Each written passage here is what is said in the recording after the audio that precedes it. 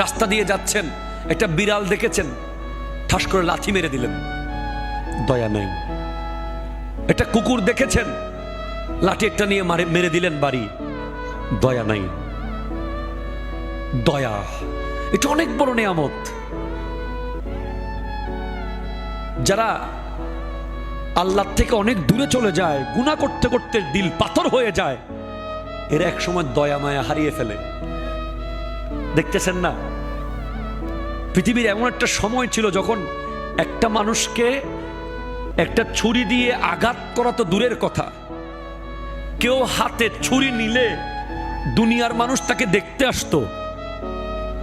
আর এখন প্রতিদিন মানুষ মেরে ফেলা হচ্ছে, প্রতিদিন মানুষ খুন করা হয়।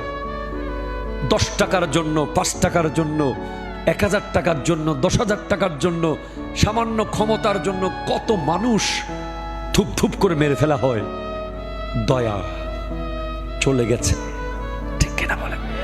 যার অন্তরে দয়া আছে সে শত্রুকেও ছুরি দিয়ে আঘাত করার আগে 100 বার ভাববে। সে একটা পশুকে জবে করার আগে তার কলিজা ধপধপ করে কেঁপে উঠবে। এই জন্য অলি আল্লাহদের অন্যতম বৈশিষ্ট্য হলো দয়া। জোরে বলেন দয়ালু। দয়ালু হবেন, বাবা মার প্রতি দয়ালু হবেন,